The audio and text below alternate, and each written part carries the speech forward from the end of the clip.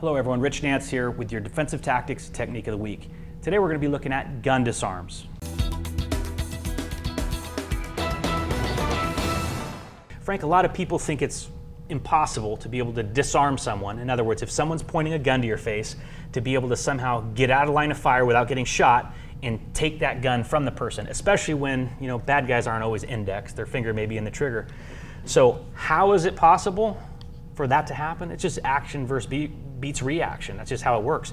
Now, if you think about it, if you were a bad guy and wanted to shoot me, are you going to bring that right up to my face to shoot me? Or are you going to shoot me from 7 feet away where there's not a heck of a lot I could do about it? Wherever I get the gun out. Exactly. So it's unlikely that, not to say that he won't shoot you after he says, give me your gun, give me your radio, give me your car, whatever he's going to take from you.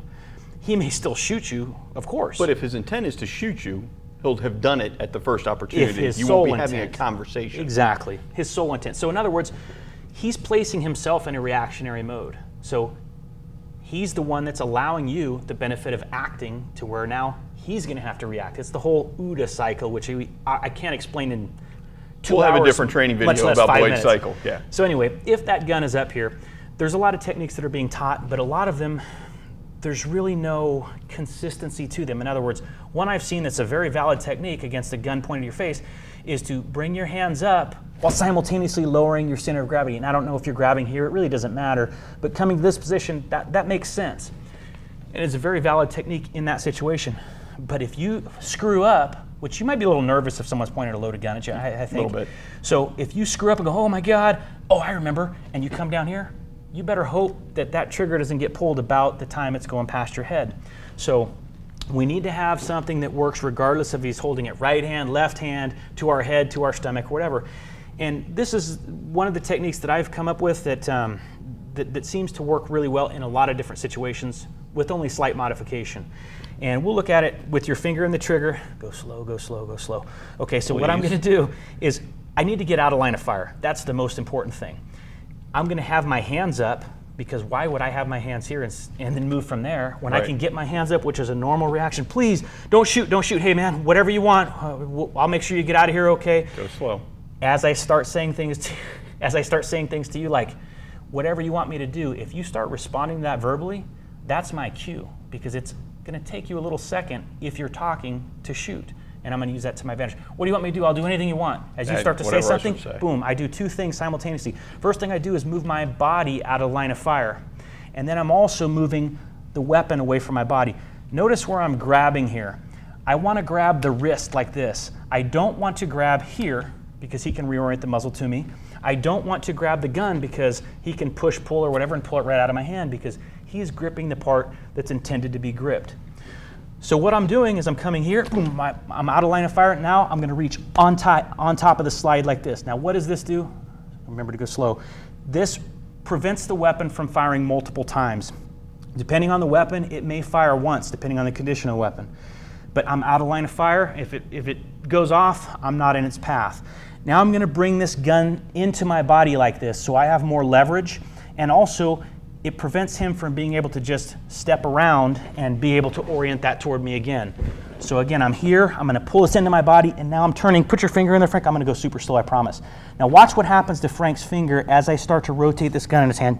Getting close? Oh, it's all the way in. Okay, so at this point, it's very likely that a round is going to go off unless it's already malfunctioned because a round went off that way. And then even if it goes off when it's facing him, it's better him than me at that point. Shame. I'm going to take that from him. Probably his finger may come with it, and then I can actually have the weapon. Another valid approach if you're armed, in other words, this isn't the gun that was just stolen from you. You can certainly, get offline, draw here, and come up, boom, boom, boom. And again, I'm controlling rather the direction of that muzzle, of his muzzle, as he goes down. Well, I just went to the inside, right? So now what if I screw up? What if there's a wall here and suddenly I can't go to my favorite side?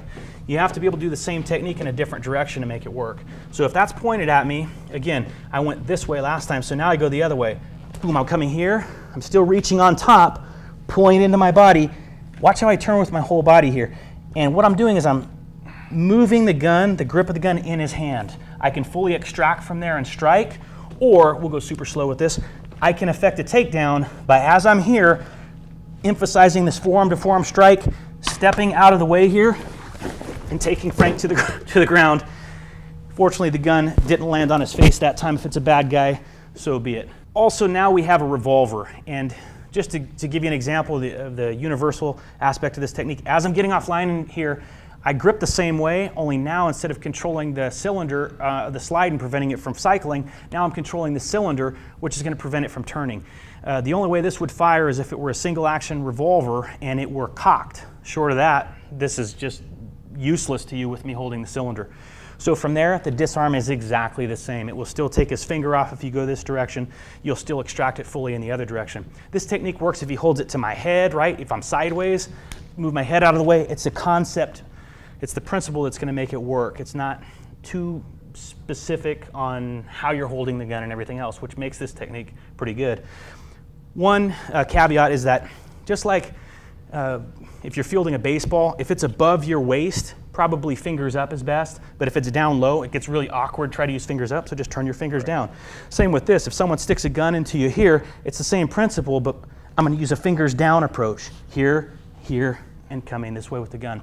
So it is quite possible to disarm someone. Is it dangerous? Yeah, it's dangerous. But it's not quite as dangerous as getting shot. Exactly. And if you think, I mean, say you're off duty and someone sticks a gun in your face, maybe you're armed, maybe you're not, hopefully you are, but you have to decide, is this guy going to shoot me if I cooperate? And if you think he's going to shoot you regardless, then you best take your stand there. I'm sorry, I have to throw out this caveat. Learn weapons. You know, we've done this with a Glock as a simulation weapon and a Smith & Wesson Bodyguard as a simulation weapon. Honest, true story, I was robbed by a guy, or a guy tried to rob me with an empty revolver. So here the guy sticks this revolver up in my face and he's screaming at me to give him my money, and I'm looking at empty charging holes. Now, if the hammer's back, I don't know what's under the hammer, but if the hammer's not back, and in this case it wasn't, it was a chief special, I'm looking at an empty revolver that's going to go click, click, click, click 5 times, or as many times as he pulled the trigger. So is there even any need to worry about a disarming technique? It's not a loaded weapon, it's an expensive club. So if you have the knowledge and look, I mean, learn guns, we're cops, know what threats you face. Great point. Add these to your training curriculum, it could save your life one day.